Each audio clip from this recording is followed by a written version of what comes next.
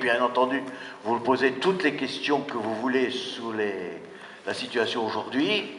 Je disais à Jean-François qu'effectivement, on peut se dire que dans les prochains mois, les prochaines semaines, l'histoire de l'Europe, l'histoire de la France peut basculer, mais qu'il y a eu plein de périodes dans l'histoire du monde où l'histoire a basculé sans qu'on s'y attende vraiment, et on le voit d'ailleurs dans dans ces deux essais d'histoire sur l'invention des Français et également la tragédie de l'Occident, une période peu étudiée. J'ai évoqué la période mérovingienne. Voilà. D'abord, quand l'histoire bascule, on ne s'y attend jamais. Pour une raison très simple, que vous allez tout de suite comprendre, c'est que si on s'y attend, on fait en sorte que ça ne bascule pas. C'est-à-dire qu'on prend les initiatives. Par exemple, il n'y a jamais de révolution dans les périodes pré-révolutionnaires. C'est un paradoxe, mais parce que s'il y a une période pré-révolutionnaire, on prend toutes les initiatives sociales, politiques, policières, pour qu'il n'y ait pas de révolution. Et donc, quand il y a un événement qui bascule, c'est parce qu'on ne s'y attend pas et qu'on n'a pas pris les mesures pour empêcher qu'il se passe. J'y reviendrai tout à l'heure, mais pour prendre un exemple presque emblématique, qui a été un basculement absolument inouï de l'histoire occidentale, qui est l'attentat de Sarajevo, qui déclenche la guerre de 14-18. Bah, évidemment, personne ne s'attend à l'attentat de Sarajevo. D'ailleurs, non seulement on ne s'y attend pas, parce qu'il faut une espèce de fanatique serbe qui décide de tuer cet archiduc, mais en plus, pour la petite histoire, ils avaient monté leur attentat. La première tentative, il y a un type qui devait lancer une bombe, il n'éclate pas la bombe. Le deuxième, il devait tirer un coup de revolver, et il a la trouille, il n'ose pas, il ne tire pas le coup de revolver. Et l'assassin en question, lui, c'est pareil, ça ne marche pas, ce revolver. Et donc, l'archiduc, il passe. Et il va à son rendez-vous. Et puis après, on lui dit, vous rentrez. Et il dit, ah non, mais il faut que je revienne par où je suis passé. Ce qui fait que, contre absolument toute logique, il repasse devant le mec qui l'avait raté la première fois. Et naturellement, là, le type, il est étonné, il repasse, du coup, il retire et il le tue.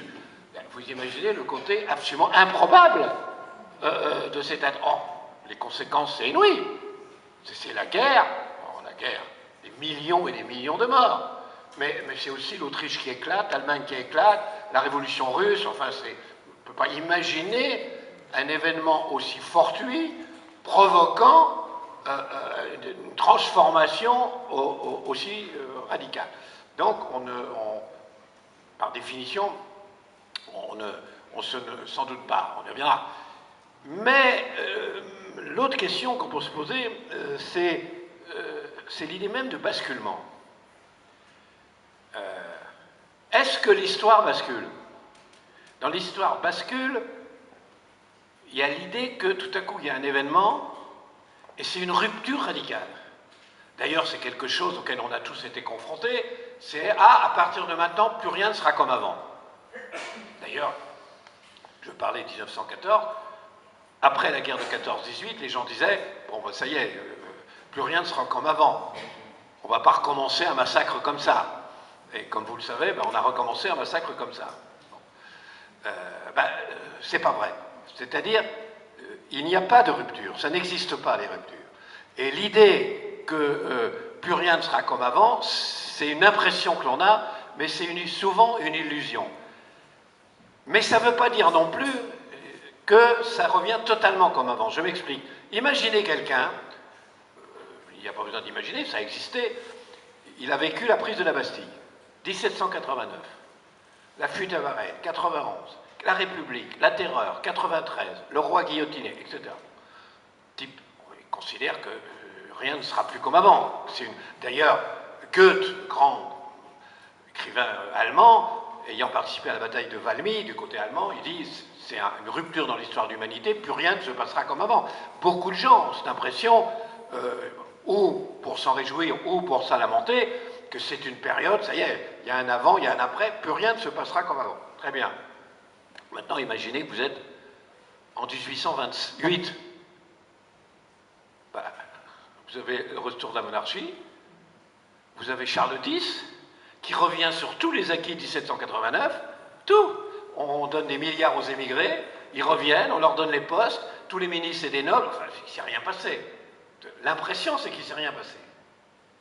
Mais en même temps, justement le fait que Charles X croit qu'on peut complètement revenir en arrière, puisque c'est ce qu'on est en train de faire, que plus rien ne l'arrête, ah mais il y a un moment, il va un peu trop loin. Et il décide, en 1830, des ordonnances, et il revient, parmi les derniers acquis de 89, qu'on n'avait pas encore complètement liquidés, entre autres la liberté de la presse, un minimum de liberté de la presse. Et il renvoie l'Assemblée, etc. C'est trop. Tout à coup, c'est trop. Et, alors,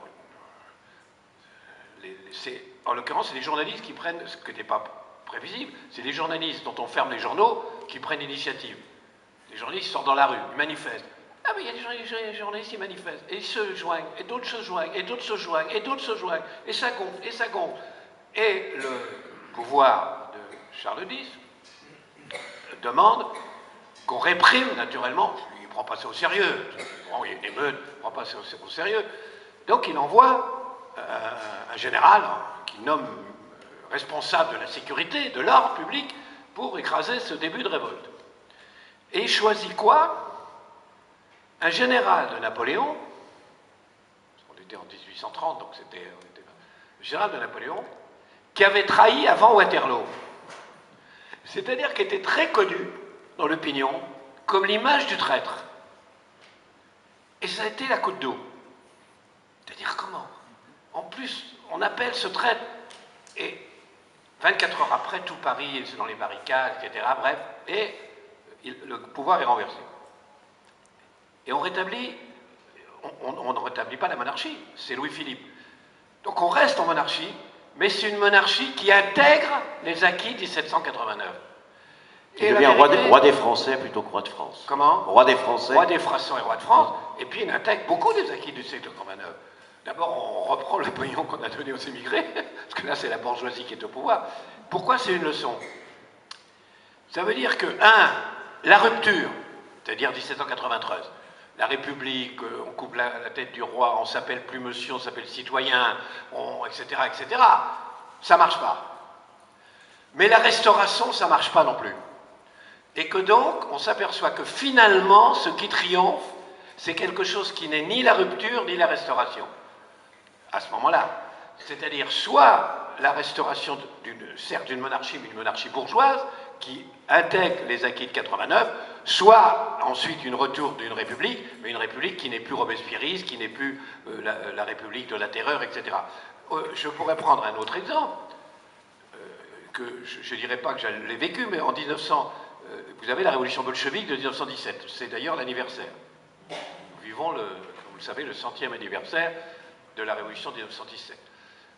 En fait, il y a deux révolutions de 1917, une qui est magnifique, celle de février, celle qui rétablit la démocratie, puis celle qu'on appelle une révolution et qui n'est pas une révolution, qui est un putsch bolchevique. Donc, les communistes prennent le pouvoir. Imaginez 1960, 1960, 61, 62. Je peux l'imaginer. Personne, tout le monde pense que c'est irréversible. Tout le monde, je suis sûr que d'après vous, ceux qui aviez l'âge à l'époque, personne d'entre vous pensait que c'était réversible et que la Russie allait revenir à un mix de capitalisme et de tsarisme. Personne. C'était irréversible. Et moi, je me souviens, je travaillais dans les journaux où travaillait un écrivain connu, que vous devez connaître le nom, qui s'appelait Jean-François Revel. Jean-François Revel, qui était un militant anticommuniste très, très violent, très fort, et il disait une chose, il disait en plus, ce qui est terrible dans le communisme, outre toutes ces turpitudes, c'est qu'il n'y a pas de billet de retour. C'est-à-dire qu'une fois que vous êtes engagé, vous ne revenez pas en arrière, c'est pas possible. Ah bah si, c'était l'impression, mais on est revenu en arrière. Donc on est revenu en arrière, avec un rétablissement d'un capitalisme sauvage et une sorte de néo-tsarisme. Mais est-ce qu'on est complètement revenu en arrière? Dans un premier temps, oui, mais dans un deuxième temps, et c'est Poutine, c'est une forme de retour en arrière, c'est-à-dire un néo-tsarisme et un retour au libéralisme, mais qui intègre toute une partie de soviétisme, car il y a un côté soviétique dans le système Poutine. Et donc c'est le même exemple. C'est-à-dire qu'au fond, contrairement à ce qu'on croit, l'évolution, mais sur le long terme,